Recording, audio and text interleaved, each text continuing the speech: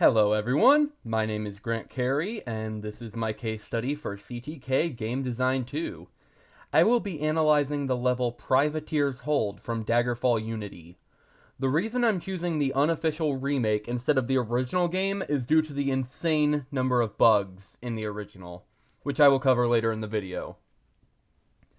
So to start, I'll describe the physical layout of Privateer's Hold itself. It can be described as a semi-linear level. Although the player can explore whichever paths they please within the dungeon, there is still only one exit that they can take in order to continue playing the game. This semi-linear style carries out throughout the game, as there are multiple paths of the main quest, but they can be completed in different orders for the most part. On that note, Privateer's Hold is classified as a maze, not a labyrinth. There are multiple branching paths the player can take, with most of them ending with dead ends. Sometimes literal dead ends.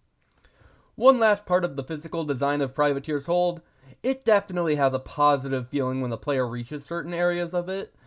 Even without including the moment the player escapes the starting dungeon, there are moments when they go from small spaces into large and refreshing areas.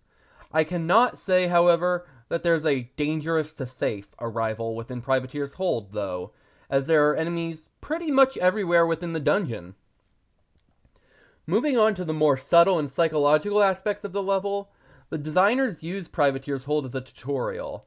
Although they have the option to disable it and progress at their own pace, assuming the player leaves the tutorial active, it will walk them through the basic functions, such as moving and attacking.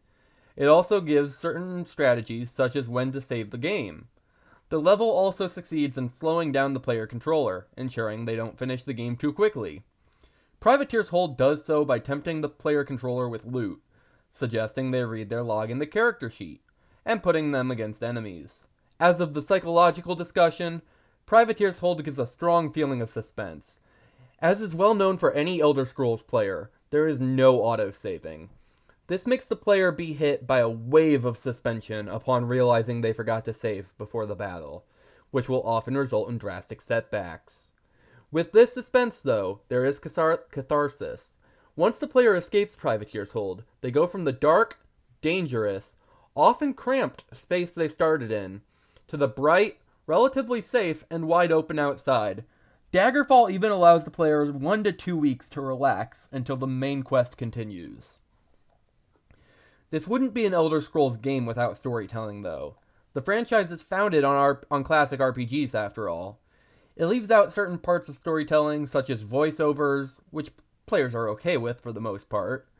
It does include cutscenes in certain part of the games, though, with the debriefing cutscene right before starting in Privateer's Hold.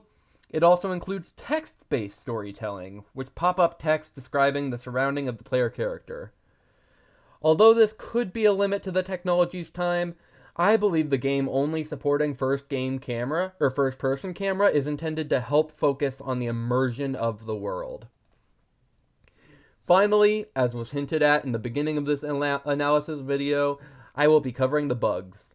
There are countless B-level bugs that are immersion-breaking, but the biggest A-level, game-breaking bug I can think of is the player character falling through a rising elevator and into the void beneath the level.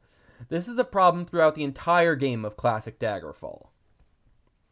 In terms of suggestions, otherwise known as C-level bugs, the only thing I can think of is the map system for dungeons.